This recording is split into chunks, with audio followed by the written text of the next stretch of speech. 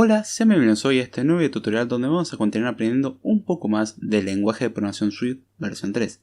En esta ocasión vamos a estar hablando de lo que es el manejo de errores, que es un mecanismo que tenemos nosotros para prevenir de que, por ejemplo, una aplicación que en algún momento llama a una excepción o llama a un error por ciertas cuestiones. Por ejemplo, vimos que cuando nosotros nos pasábamos de rango, la aplicación se rompía, o cuando queríamos acceder a cosas que no existían, o hacíamos un wrap de cosas que no existían, o mejor dicho que eran nil, se rompían también, cosas así.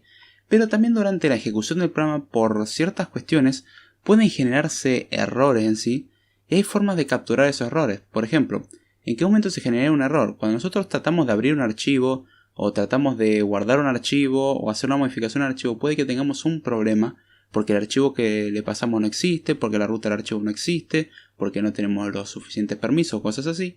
Y en ese caso lo que hace esa operación es decir, soy una operación que puede fallar.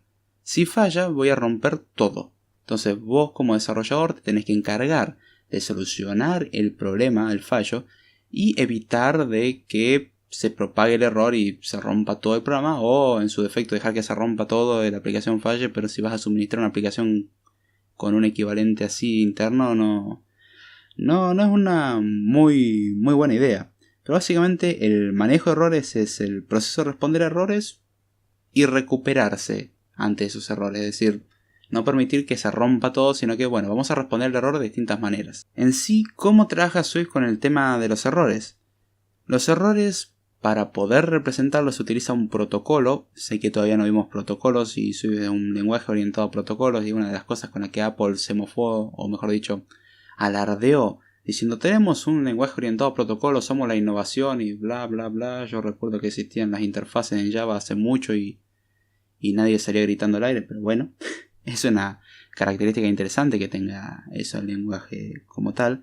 Son poderosas, eso es cierto, porque brinda bastante flexibilidad en comparación a otros casos, pero en sí no es algo lo último o lo nuevo que se haya visto, así que no se preocupen por entender protocolos, lo vamos a explicar más adelante en otros episodios. Por ahora la idea de llevarse es parecido a una herencia, lo que vamos a hacer en este caso. Y para que algo pueda responder un error, o mejor dicho, crear un error o lanzar un error, lo que tiene que hacer este elemento es adaptarse a lo que es el protocolo error. Existe un protocolo error que está vacío, internamente no tiene ningún método, ninguna propiedad, nada. Es un protocolo que indica que está representando un error en sí. Vamos a ver cómo hacer eso. Por ejemplo, para representar lo que son errores podemos utilizar enumeraciones. Eso es bastante útil, de hecho.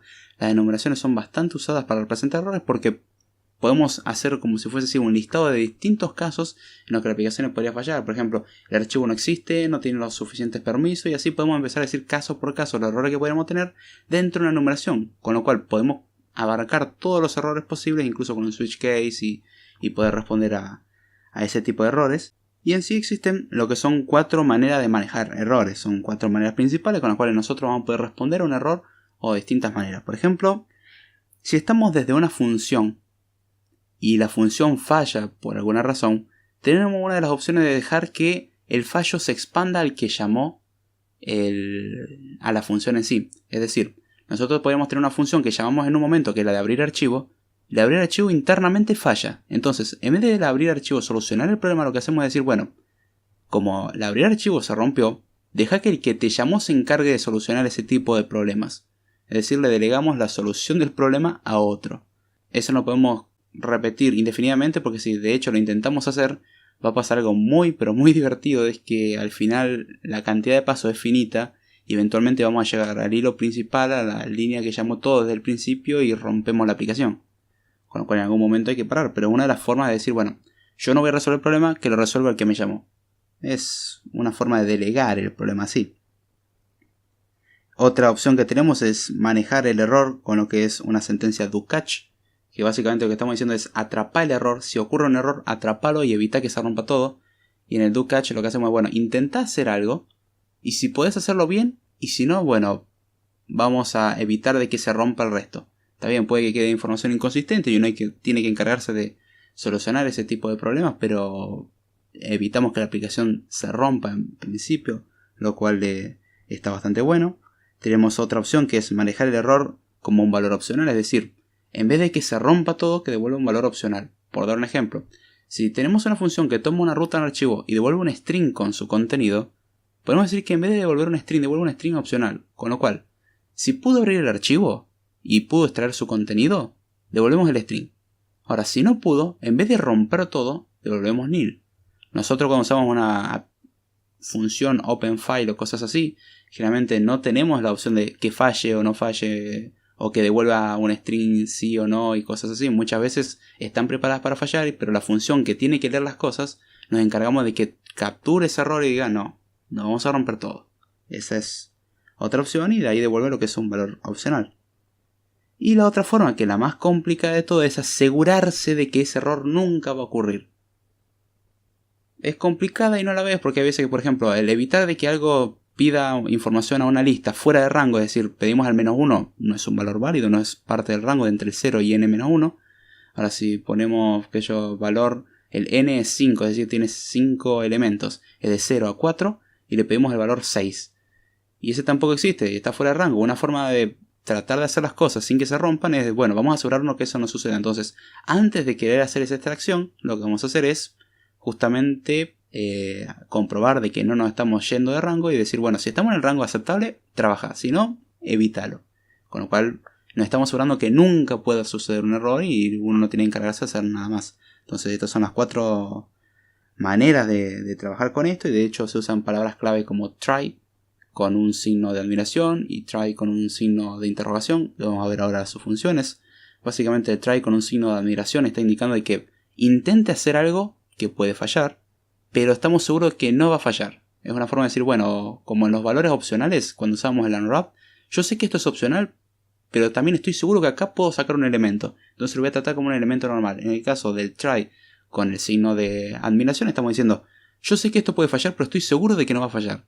Mientras tanto, el try con el signo de interrogación es justamente lo que es el signo de interrogación. Es, esto puede fallar. Si falla, bueno, vamos a ver cómo lo podemos solucionar. O mejor dicho, si falla, no hagamos nada. No rompamos nada. Intentarlo y ya está.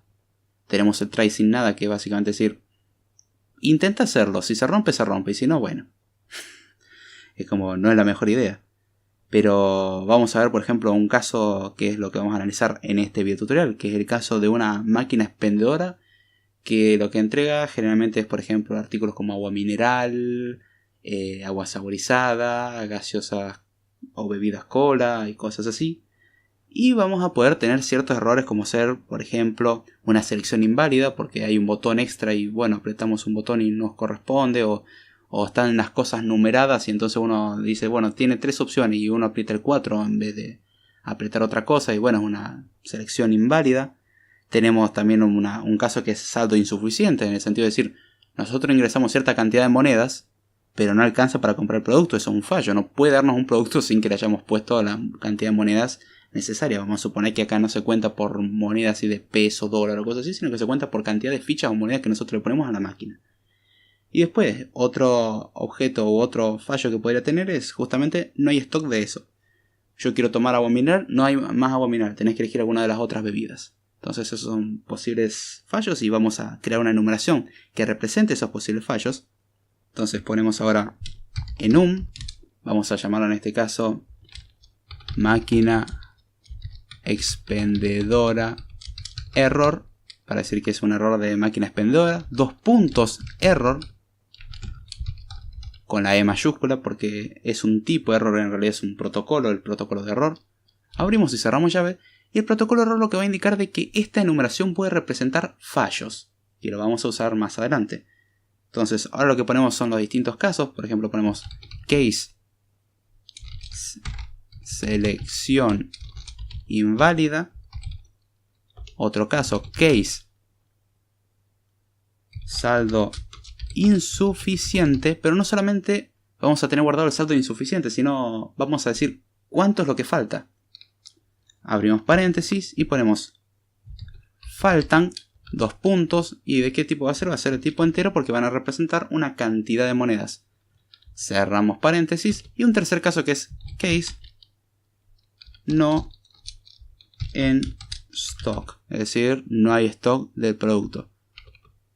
Si algo quisiera enviar una excepción o lanzar una excepción, que es como se lo conoce, es decir, por alguna razón nosotros queremos que el programa falle, porque nosotros también podemos crear nuestros propios errores, y es mediante el mecanismo tan simple como poner la palabra clave throw, y después de throw ponemos algo que sea de tipo error, y en este caso tenemos algo que es de tipo error. Sí, la enumeración es máquina expendedora error punto, y en este caso vamos a decir que tenemos el error de saldo insuficiente, abrimos paréntesis, faltan 2 puntos, y en este caso ponemos 5 y cerramos paréntesis, con lo cual si ejecutamos esto lo que vamos a tener es un error. De hecho, vamos a darle a correr y vemos que el programa falló, y falló en la línea que era hacer throw, porque throw significa lanzar una excepción, es decir, lanzar un error y que el resto se arregle para solucionarlo. Vemos que acá nos marcó todo un error y nos empieza a decir prueba máquina expendedora error, saldo insuficiente con el valor 5, y nos empieza a dar un montón de información y todas las referencias. No nos interesa, la idea es que así podemos lanzar lo que es un error. Son métodos para trabajar, no, la idea es no hacerlo tan brusco, sino que hay que hacerlo con sentido, así que borramos la línea esta que tenía el error y vamos a empezar a trabajar con los distintos modelos. El primer modelo de manejado de errores era mediante lo que era la expansión del error de una función, y acá es donde hay que denotar algo. Hay funciones que pueden fallar y otras que estamos seguras que no van a fallar. Hasta ahora trabajamos con funciones que sabemos que no fallan, que no lanzan errores. ¿Cómo creamos una que sí pueda fallar? Bueno, para decir una función que puede fallar, la sintaxis es la misma, con la excepción de que después del paréntesis que cerramos para los parámetros, es decir, entre el fin de parámetros y antes de poner el valor de retorno, hay que poner la palabra clave throws, en plural, no throw. Throws, que es lanzar, o que puede lanzar.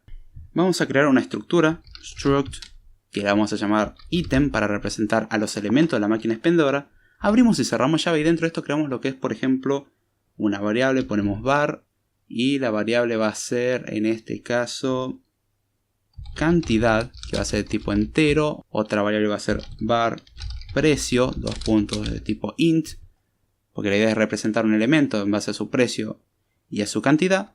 Y ahora vamos a crear una clase, ponemos class, máquina expendedora, abrimos y cerramos llave, y dentro de esto empezamos a crear elementos, como ser, por ejemplo, una variable var, la cual vamos a llamar en este caso inventario, que va a ser un diccionario, así que ponemos igual, abrimos y cerramos llave, y vamos a poner 3 elementos en el diccionario. El primer elemento va a ser, por ejemplo, agua mineral, 2 puntos, perdón, agua mineral, el string agua mineral, 2 puntos, y ahora ponemos un ítem, abrimos paréntesis, construimos un ítem, es decir, la cantidad. En este caso, por ejemplo, vamos a poner que hay 5 botellas de agua mineral, coma, precio, 2 puntos, y ponemos que valgan 10.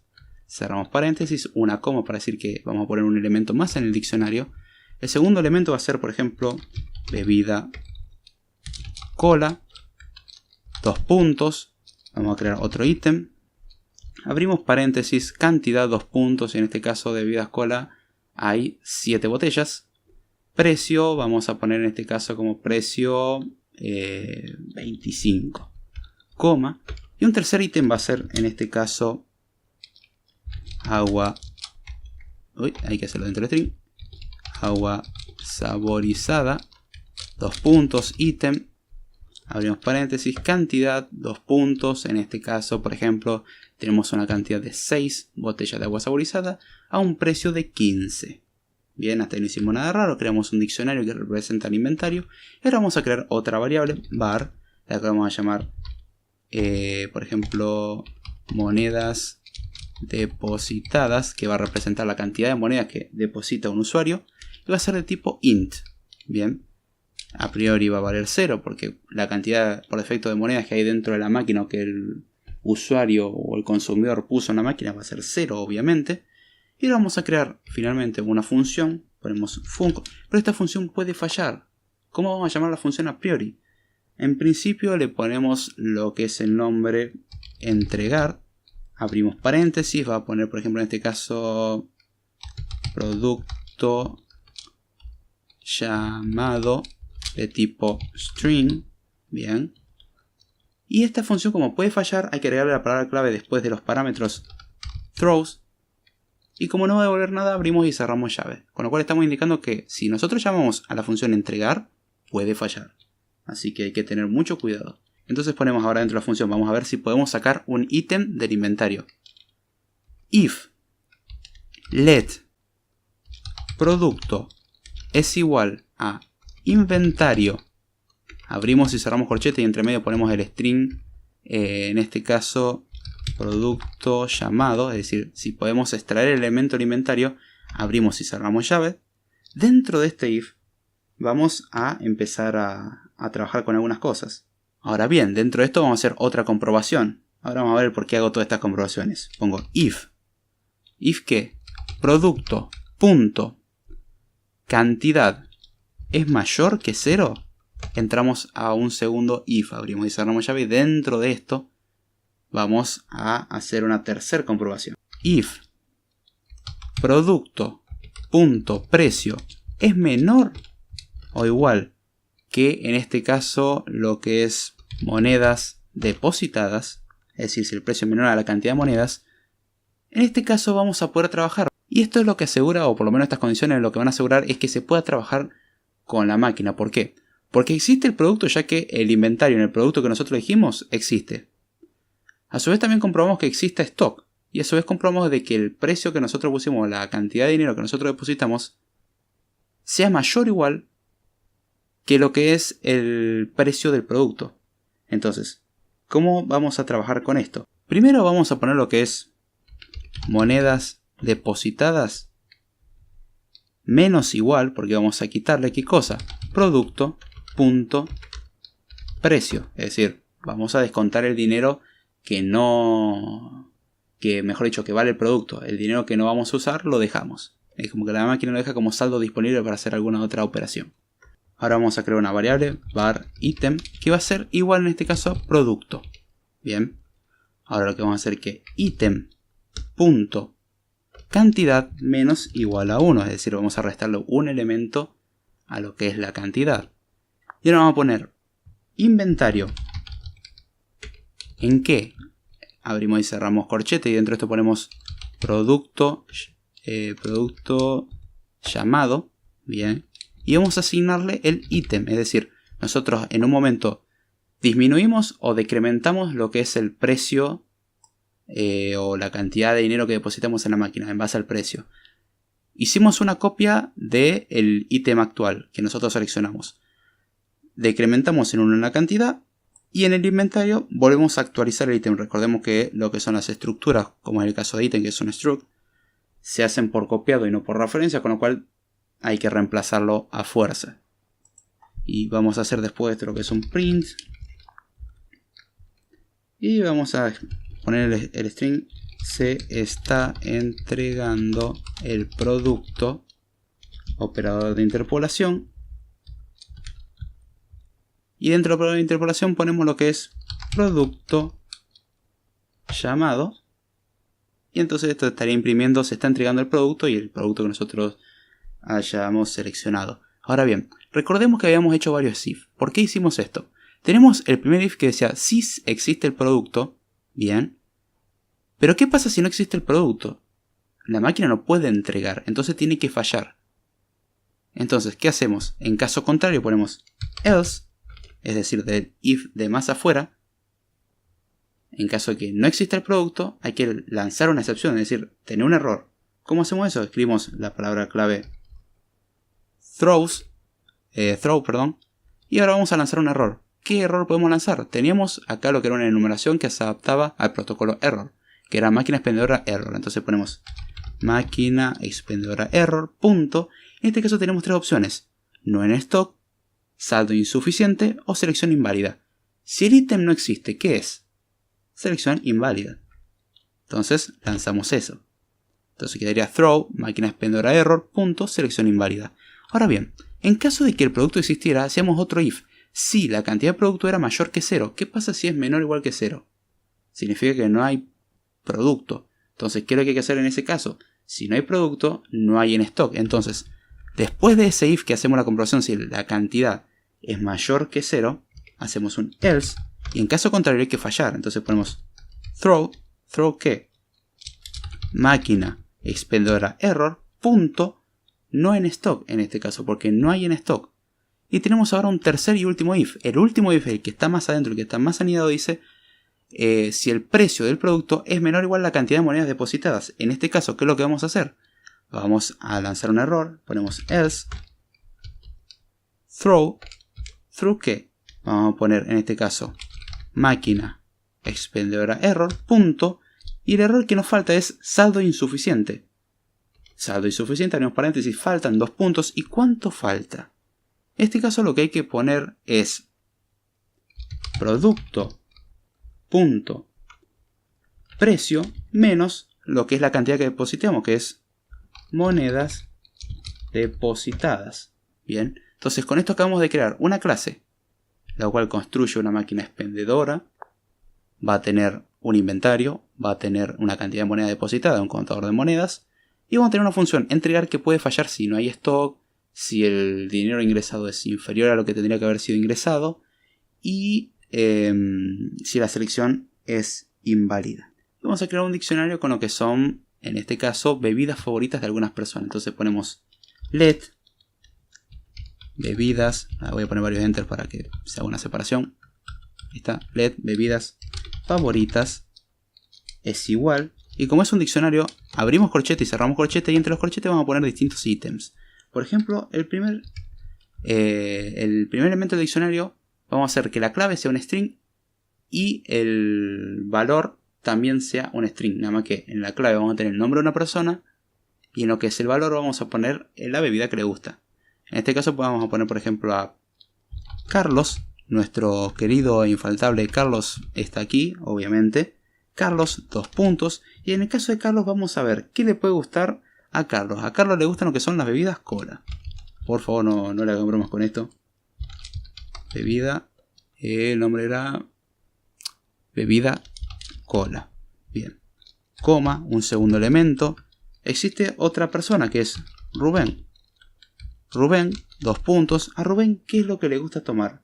A Rubén le gusta tomar cerveza, ¿sí? Entonces, a Rubén le gusta tomar cerveza. No importa que no esté en la lista del inventario. Vamos a agregar una tercera persona. La vamos a llamar en este caso María. ¿A María qué le gusta tomar? A María le gusta tomar, en este caso, agua saborizada. Y con esto completamos lo que es la lista de artículos favoritos. Ahora vamos a hacer algo tan divertido como lo que es un for. ¿Un for qué? Un for. Abrimos un paréntesis, nombre, coma, y ahora ponemos otra cosa que sea bebida. Cerramos paréntesis. ¿In qué? In bebidas favoritas. Abrimos y cerramos llave. Y nos olvidamos antes de esto el crear lo que es una clase. Vamos a crear una clase o una instancia de la clase. Ponemos en este caso let máquina es igual a máquina expendedora. Abrimos y cerramos paréntesis, es decir, creamos una instancia de la máquina expendedora. Y ahora sí, teniendo la instancia de máquina expendedora dentro del for, vamos a hacer lo siguiente. Es imprimir directamente si nos entrega o no la bebida. O mejor dicho, llamar a la función entregar bebida. Entonces ponemos máquina punto entregar producto llamado. ¿Y cómo se va a llamar el producto? Se va a llamar bebida. Bien. Pero antes de esto, podríamos hacer si queremos un print. Entonces ponemos antes de hacer ese pedido, ponemos un print. Y ponemos el operador de interpolación. Ponemos nombre pide para decir, bueno, nos quedaría el for que tiene una tupla de nombre bebida in bebidas favoritas. ¿Sí? Después tenemos lo que es un print. ¿De qué? Un print de nombre y lo que pide. Mejor dicho, nombre y pide. Y después tenemos máquina punto entregar el producto llamado bebida. Si intentamos compilar esto, nos tira un error. ¿Por qué nos está tirando un error? El error que nos está avisando acá ya Xcode es porque dice que todavía no le pusimos un try. Y es donde estamos teniendo ya los distintos problemas que no aclaramos previamente.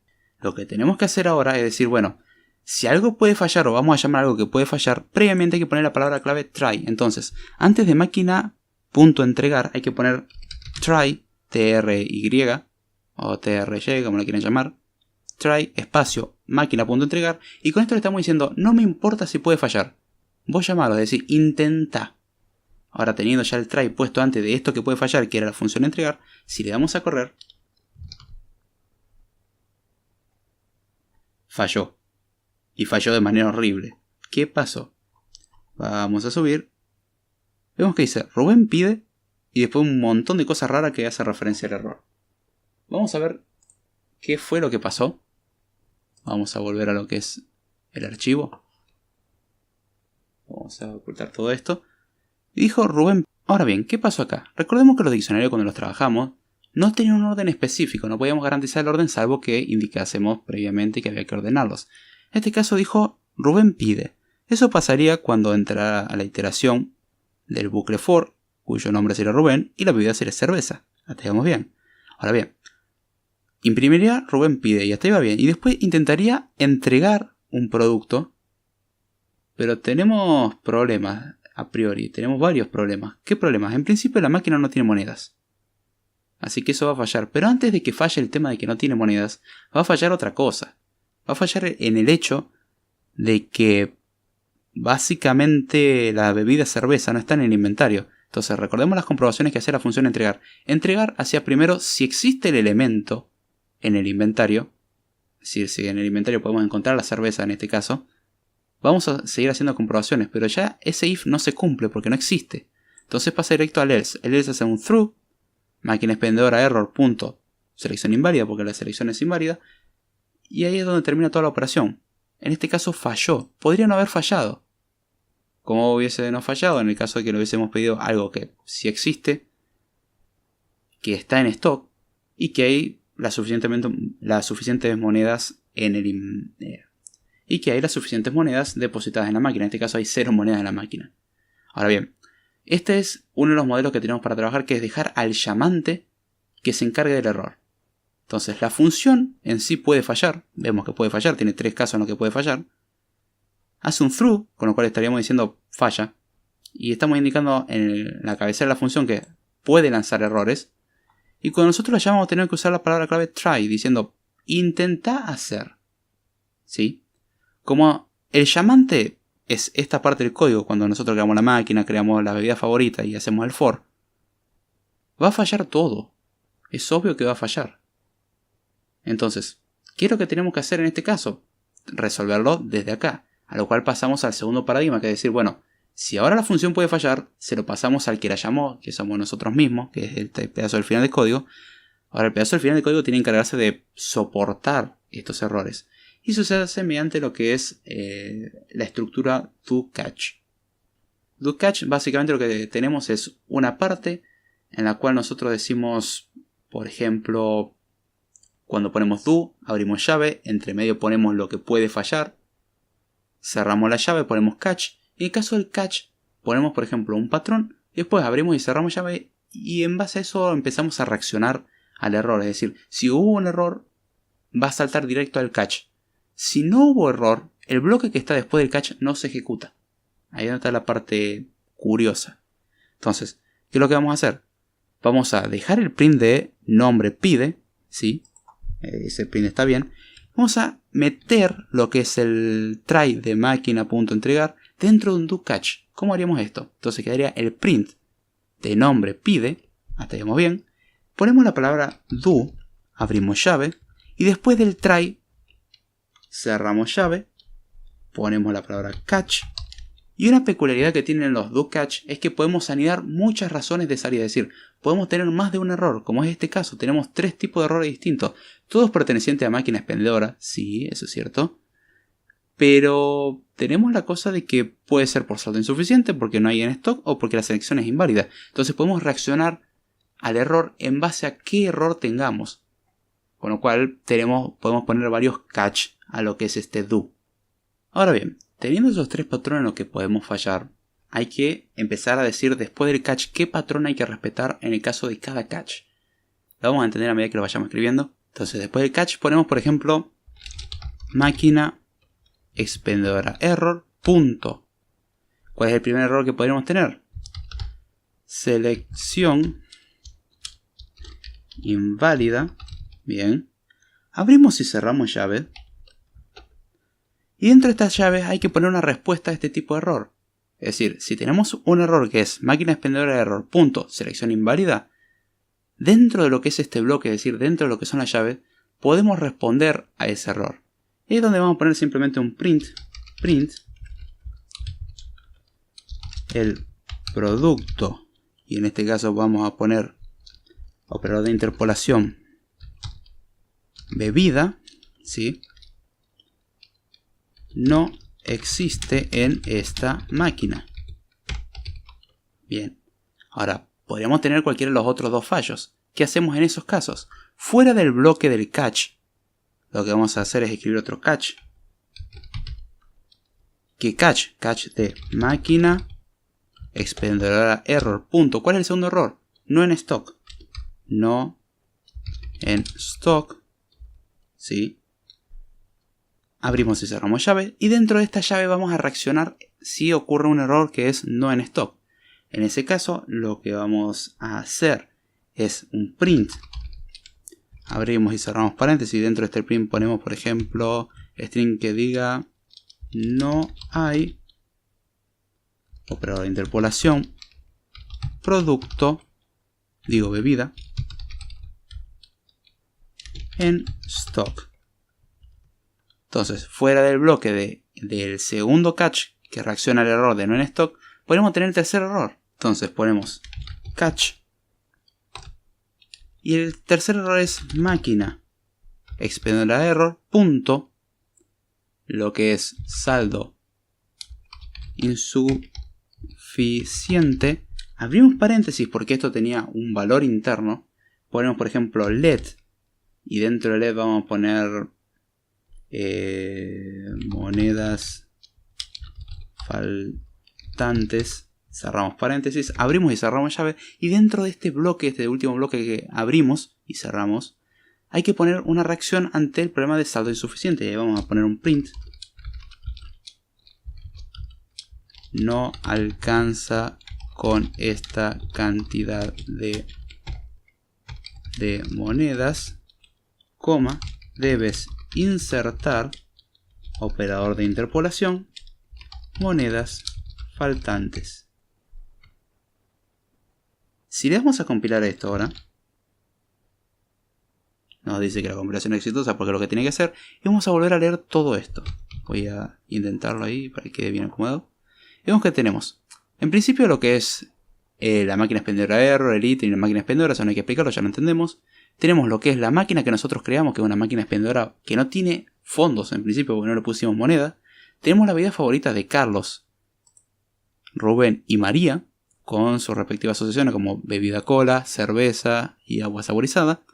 Y después hacemos un bucle for, que lo que va a hacer es crear una tupla temporal de nombre bebida. Recordemos cómo hacemos la tupla de un diccionario. En las bebidas favoritas, imprime el nombre de la persona que va a tomar en ese momento y lo que va a pedir. Y después lo que va a hacer es un do, un bloque do. Do, abrimos llave y cerramos llave. Y entre las llaves ponemos el código que diga try máquina.entregar, abrimos paréntesis, producto llamado, puntos bebida, cerramos paréntesis, con lo cual estamos diciendo intenta llamar a la función entregar y trata de hacer lo que dice. ¿Qué es lo que hace el bloque do? Es intentar, y si puede hacerlo, bien. Si no puede hacerlo, lo que va a hacer es fallar, y si falla va a parar alguno de los catch. Entonces ponemos catch, en el primer caso catch, máquina expendedora error, puntos, selección inválida, es decir, decimos qué tipo de error es. Si no podemos crear una constante, por ejemplo, let error, y después imprimimos el error para ver cuál es el error cuando nosotros no conocemos cuál es el error. En este caso, como sabemos que los tres posibles errores son estos, ponemos directamente catch y ya le damos los distintos patrones, porque se ponen patrones. Ponemos máquina expendedora error, punto, selección inválida, esto parecido a un case, si lo queremos decir así, pero el case es de errores solamente. Entonces ponemos catch, máquina expendedora error, punto, selección inválida, abrimos y cerramos llave y dentro de eso ponemos lo que es el error de selección inválida. Asimismo después agregamos otro catch que es sobre no en stock y respondemos a eso dentro del bloque y después de saldo insuficiente y respondemos a eso en el bloque. ¿Qué pasa si le damos a correr ahora? ¿Falla esto? Vemos que nos dice, Rubén pide, a ver, veamos, Rubén pedía cerveza y nos dice después el producto cerveza no existe en esta máquina. Bien, tuvimos un error. La cosa falló. Pero el código siguió. ¿Por qué no se rompió todo? Porque cayó dentro del catch. Cuando algo falla va a parar el catch. El primer catch es selección inválida. Y en selección inválida dice que el producto no existe en la máquina. Perfecto. Después atendió a María. ¿María qué pedía? María pedía agua saborizada. Ahora, ¿qué problema teníamos con María? Dice, no alcanza con esta cantidad de monedas, debes insertar 15, que era el precio del agua saborizada. A Carlos le pasa lo mismo. ¿Por qué? Porque no hay monedas. ¿Qué pasa ahora si, por ejemplo, en máquina, después de que lo instanciamos, ponemos máquina.monedas depositadas es igual a 11? Si le damos a correr, ahora modificamos la cantidad de monedas internas. Rubén pide, la cerveza no existe, entonces vamos a seguir teniendo error. Después María pide, no alcanza para esta cantidad de monedas, debe insertar 4 monedas. Nos faltan 4 monedas. ¡Ay, qué macana! Y cuando Carlos pide algo que sale 25. Pero él puso 11, le falta poner 14. Entonces vamos a modificar, en vez de que sea 11, vamos a poner 16.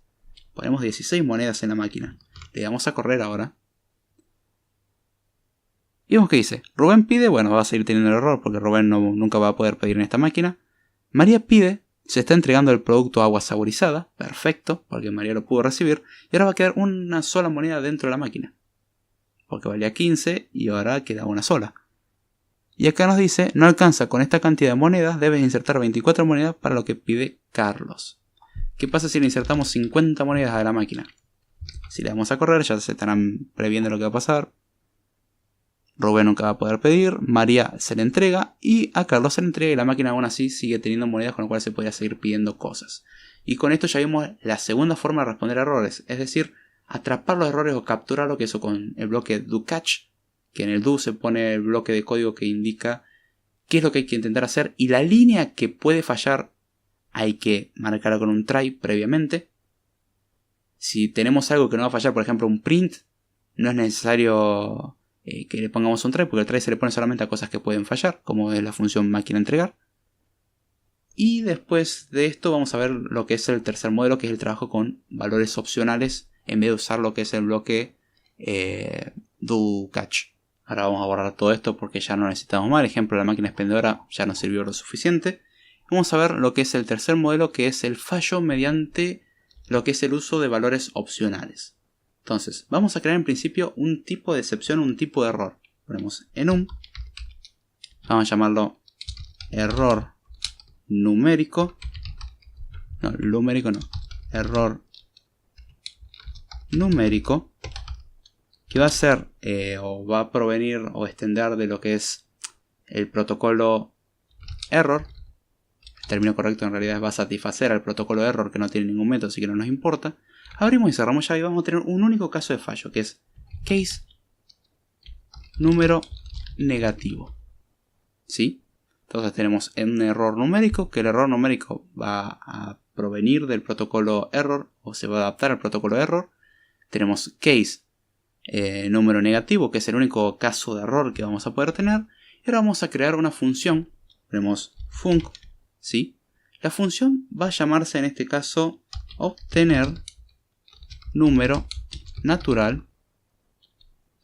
Abrimos paréntesis de espacio string, dos puntos de tipo string, cerramos paréntesis y esta función puede fallar. Entonces ponemos la palabra clave throws y esta función lo que va a devolver en este caso va a ser un entero. Abrimos y cerramos llave y lo que va a hacer en este caso esta función en sí es hacer un if let. En este caso por ejemplo ponemos número es igual a int, el constructor de entero. Abrimos paréntesis, ponemos string, cerramos paréntesis, abrimos y cerramos llave. Si se puede convertir a un entero, vamos a hacer otra comprobación dentro de este if. Ponemos if número es mayor o igual a 0, ¿sí? Si se cumple este if, hacemos un return de número. Hasta ahí vamos bien. En el caso de que el número sea menor que 0, ponemos else, abrimos y cerramos llave. No es necesario poner el else, pero por cuestión de claridad lo pongo. Lo que hay que hacer es un throw. ¿Un throw de qué? un through que tire un error. En este caso va a ser error numérico punto número negativo, es decir, si el número es menor que 0, vamos a lanzar un error. Y del if de más afuera, si no podemos extraer lo que es el número como tal, vamos a hacer un else return 0. En este caso esta va a ser una función especial, la cual va a fallar solamente cuando el número interno es negativo. Cuando el número que nosotros le vamos a estar pasando es positivo, va a devolver el número. Y si le pasamos un string que no sea un número, lo que vamos a hacer en sí va a ser básicamente devolver 0, porque va a ser el número por defecto. Ahora, ¿qué pasa si nosotros queremos llamar a la función obtener número natural? Entonces vamos a crear una constante, ponemos let número es igual a ¿qué? A try de obtener número natural, abrimos paréntesis de 2 puntos y ponemos el string, por ejemplo, 123, es decir, el número 123. Si le damos a correr a esto,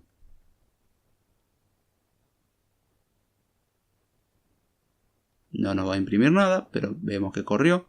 Ahora vamos a poner finalmente un print que le haga un print a número. Cerramos paréntesis, le damos a correr y nos dice 123. Ahora, si nosotros le pasamos un string que no sea un número, por ejemplo ASD, y le damos a correr,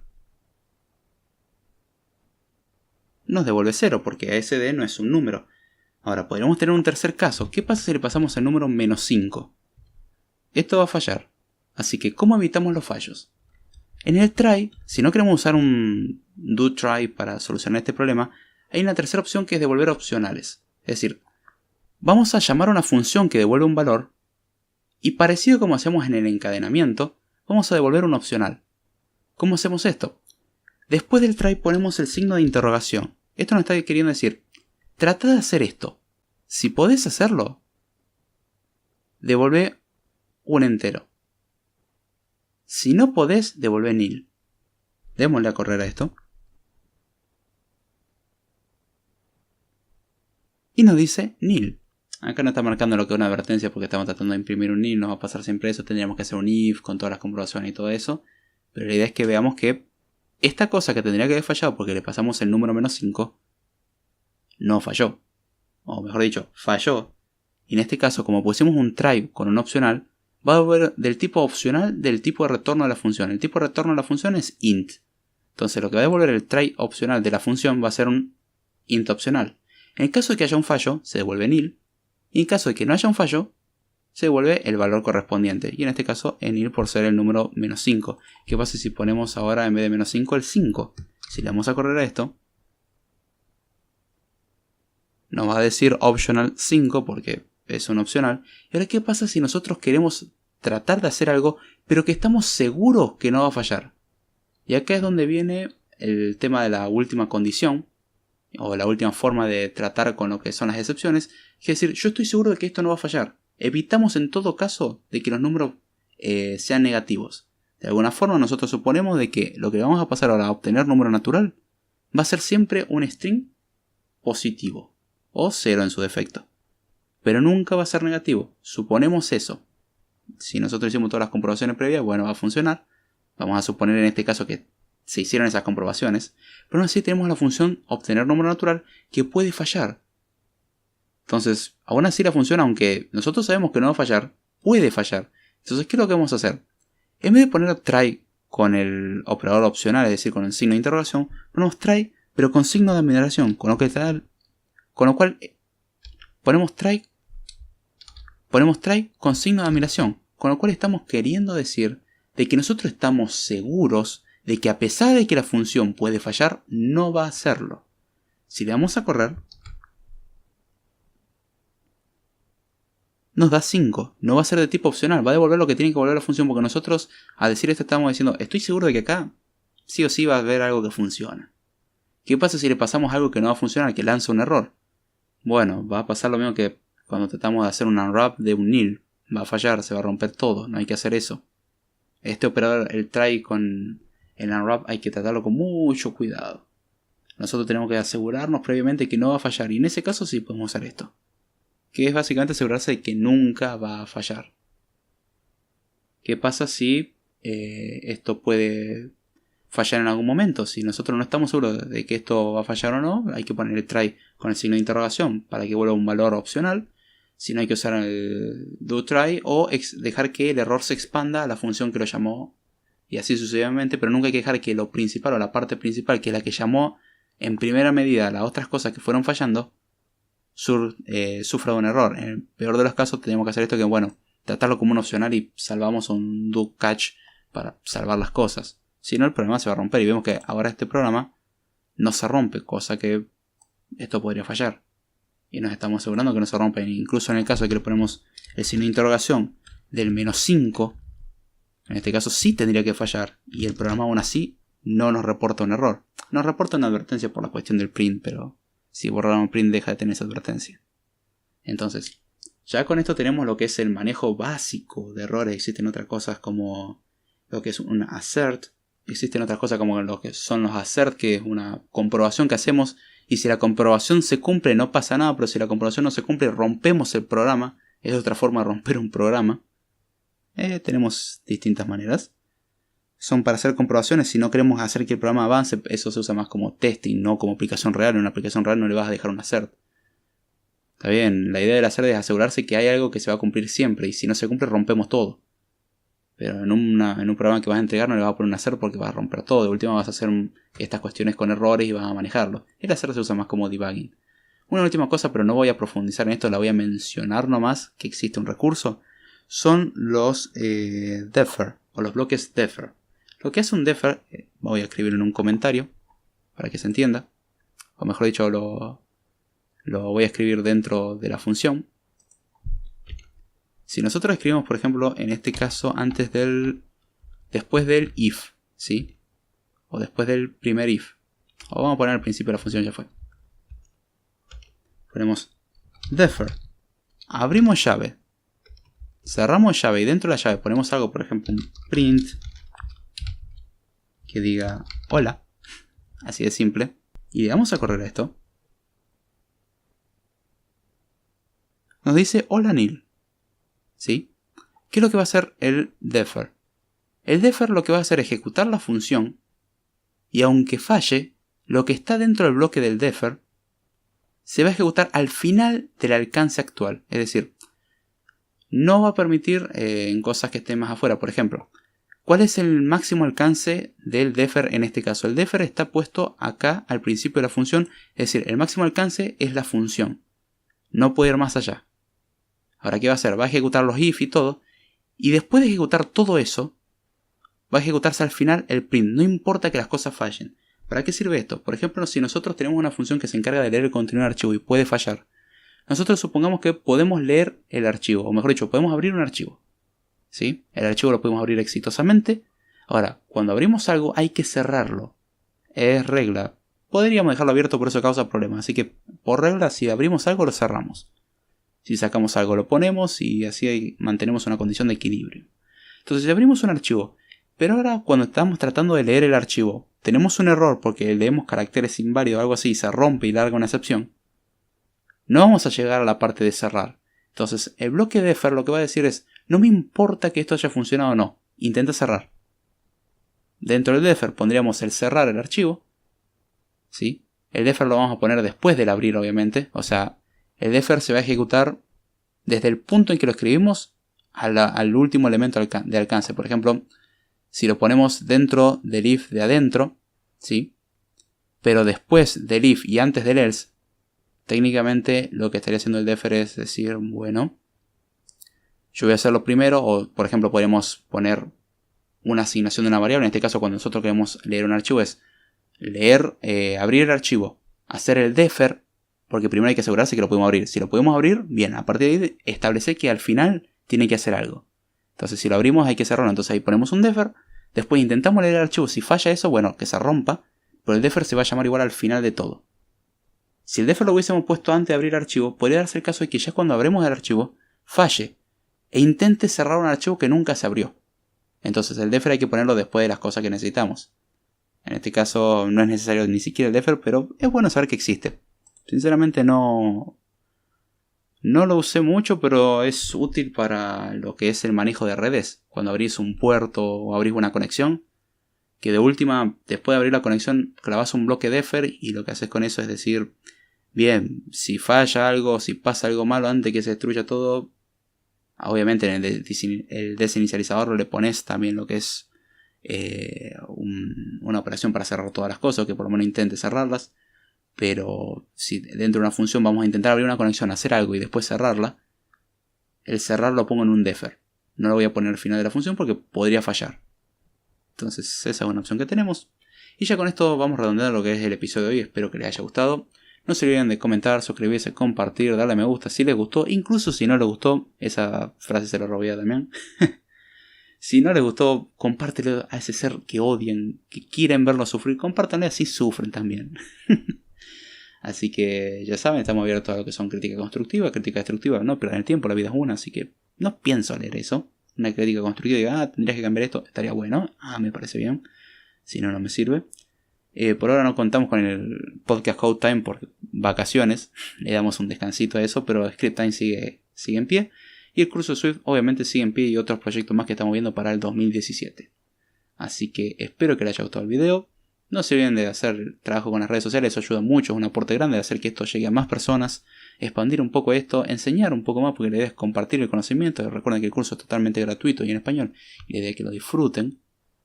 Así que con esto ya me voy despidiendo. Si me quieren seguir, tienen las redes sociales al final, y será hasta la próxima.